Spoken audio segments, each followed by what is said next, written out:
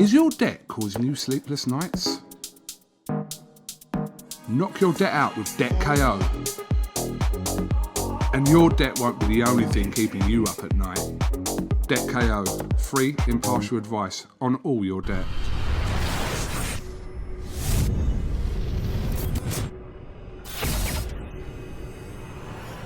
This is KUGAN CASSIUS for Laughable TV in association with... this always makes a little difference. This is KUGAN CASSIUS for Laughable TV in association with MTK Global. We're in the fight bubble here at Wembley. Delighted to be joined by Mr. Fabio Wardley. How are you, Fabio? I'm good. How's things, mate? How are you? All good? I'm all good. Now we're kind of out of the whole lockdown situation in the room. It's a little bit more freer, but it's a bit like Groundhog Day here, which I'm sure you're quickly realising. Yeah, it's a lot. It's nice. It's good. It's got more kind of like a normal kind of general vibe to it. There's a kind of general area where everyone comes and chills and sits, and they've done it well. Matchroom, with credit to them, have smashed it again. Like Fight Camp was good, and this is a really good setup too.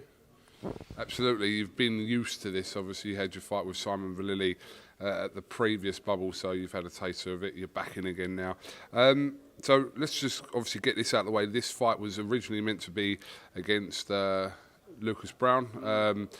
That fight, which Dillian White loved, and obviously Lucas Browne did as well. But from what we understand, obviously flights from Australia to here were not possible during these times. This is what Lucas Browne has said. So what is your take on that, Fabio?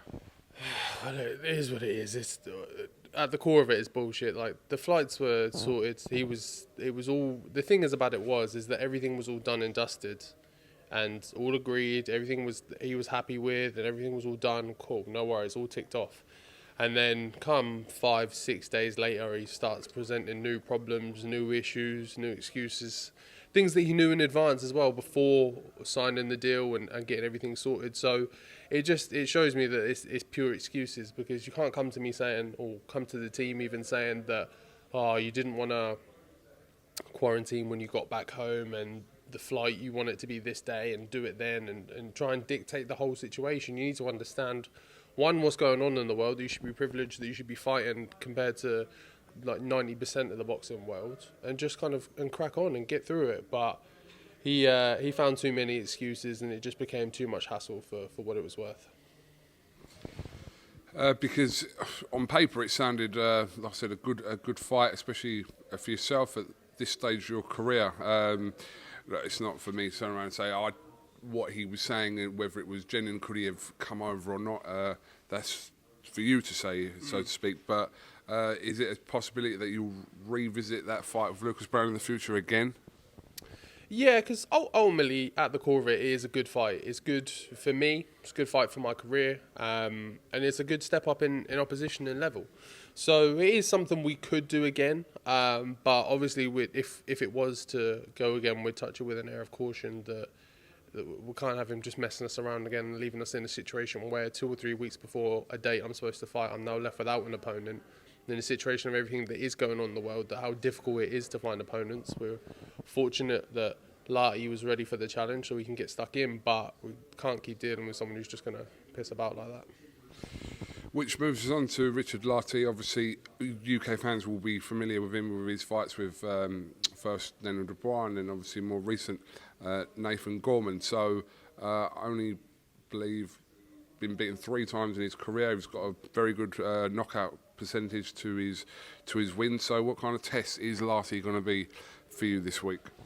He's something different to what I've faced. He's big, he's strong, he's durable. You know what you're going to get from him. He always comes to fight in any fight. When you saw him in with Daniel, when you saw him with Gorman, he comes to fight. There's no point where he backs out and he's just there to roll over and get some money or whatever else. He comes to try and take your head off. He's throwing big hooks, he's throwing big right hands and trying to get at you. So I've got to be wary of that, and that's the type of challenge, because people have seen me in with someone like Simon Vallily, who in his sense is a great boxer, but he was stepping up from cruiserweight, wasn't the biggest of guys. So I think the question is now, how do I deal with someone of that size, that stature, that kind of weight, and how well I measure up? And that's what people are going to be looking to see, and that's what I'm going to be happy to show them, that I can deal with those kind of guys. You've answered the questions asked of you in the night fights you've had, so no one can say anything about that. But I think now's the time where it looks like Dillian, Eddie, whoever's going to want to kind of see, right, let's push him, let's see exactly how good Fabio Wardley is. Yeah, of course. They wanna see what I'm really made of. I think the biggest one is Eddie more so, because Dill knows me on a closer level, that he knows how I perform in sparring against him and other people. He's seen me in the gym, he's seen what I can do. It's more so kind of Eddie and the general just public as well that haven't seen that side of me. All of my 9 fights I've got through with relative ease, not too much trouble. I've not been troubled too much. No one's been able to see that side of when I am a bit in trouble in a situation that's slightly uncomfortable and how well I react and what I do. So I'm looking forward to being able to prove that. That's what I wanted from the Simon fight. It didn't come. The knockout came when it came, and obviously I'm going to take advantage of that. But especially in this fight with Larty, he's the guy that's going to be there for a while. He's not going nowhere, and he can always carry a punch from the 1st to the 10th round. So we'll see how he gets on. It's an interesting division from kind of, I think we've spoken about this before, you know, your top boys, your Dillians, your Furies, Joshua's, etc. But then there is a middle core there, and it seems like you're kind of on the verge of kind of creeping into that in-between stage. Yeah, I'm now edging into them bigger names, them bigger platforms, them bigger fights. I'm on my way. I've still got a bit of time. I think I've still got some time with this fight to build and with some others after. But even after fight camp, my name's now being mentioned with bigger names in bigger fights, and I'm there. I can tell that I'm on the verge. This week was obviously meant to be the pay-per-view week with Dillian's fight with Povetkin, which obviously wasn't to be looking to be rescheduled in January though. But Dillian, you would have been around him, and spoken to him, just staying focused and waiting for that date to be confirmed, hopefully in January. Yeah, of course. He's got laser-like focus. He can always just take the situation for what it is. Okay, cool, the fight's off for now. Still in the gym, still training, still focused, still know what the target is overall. Okay, I've got to wait a bit longer, but he knows exactly what his job is, what he needs to do, and that's all he's looking at. He's not looking at anything else. He's not worried about the WBC stuff. He's not worried about Wilder and his comments and this and that. He's focused on Povetkin because he knows that's it. That's what he needs to get through that task, and then other things can open up and he can look towards them. Absolutely. Just on the back of what you're saying there, obviously Deontay Wilder's comments recently putting Dillian White as someone he wants to fight now if the fight with Tyson Fury isn't going to happen. But what do you make of that? Convenient, isn't it? Very, very, very convenient that all of a sudden he hasn't got his belt and now he thinks, oh yeah, Dillian's the man for me. I want to fight him, when Dill's been hunting him for years when he had that belt, was calling him, saying, let's go, let's get it on, let's do it.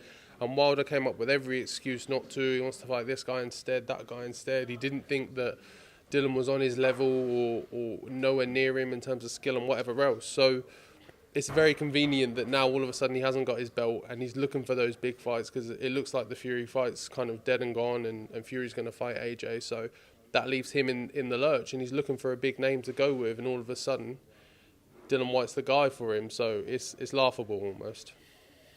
Yeah, I mean, he's relatively stayed, not quiet, but very little has come out from Deontay Wilder's mouth until obviously the last sort of few weeks, where he's been more vocal about this whole situation regarding Tyson Fury, etc. So, I mean, on paper, it's from a fan perspective, it's a great fight between the two of them, but Dillian's kind of, his path isn't really directing towards Wilder anymore. It's obviously the first stop is Povetkin, and he wants his shot at the world title. Yeah, which I think he thoroughly deserves as well. Like, you can't just, like, he can't chase someone for years and years and years, and then all of a sudden, now they haven't got the belt and they want to fight him and just bend to his will. He's not in the driver's seat anymore. It's Dillian that's got that straight line path to the belt that he wants.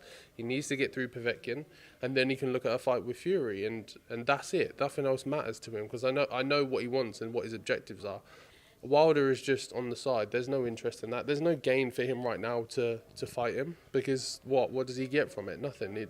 That doesn't help him get towards his overall goal. If it did, then yeah, I know he'd do it and he'd relish the opportunity to, but it doesn't. He has no interest, so there's no point in that right now.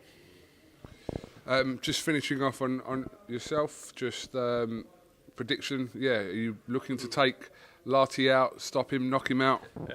Always. I'm always looking to take my opponents out. It's the heavyweight division. We're here to take people out and finish with a bang and get the KO always. But I never go in there rushing or hunting for it. I just let it come. I sit behind my box and do what I need to do. Take my time, kind of learn on the job and figure it out as I go. And then once I see them gaps, I take full advantage of them. So yeah, Larty's a tough guy. He's gonna be in there for a good few rounds. I'll probably say he gets through about half of the fight, 5 or 6, and then I think I'll wear him through and I'll finish him up. Rob Tebbett actually told me I had to ask his permission to interview you this week. He said, if you're going to interview Fabio, don't go through like Matcham, can you come through me? That's what he said, by the way. Yeah, I think I'm a bit. I'm borderline a BoxNation employee at the moment. He's getting me for interviews left, right, and centre. I've done like 4 with him and 2 with this guy and 2 with the other. So yeah, I think I might sign him up as a manager for me and see what he can hook up. All I've noticed is that a certain heavyweight that was close to Rob has recently retired. So maybe he's looking for that, that rebound.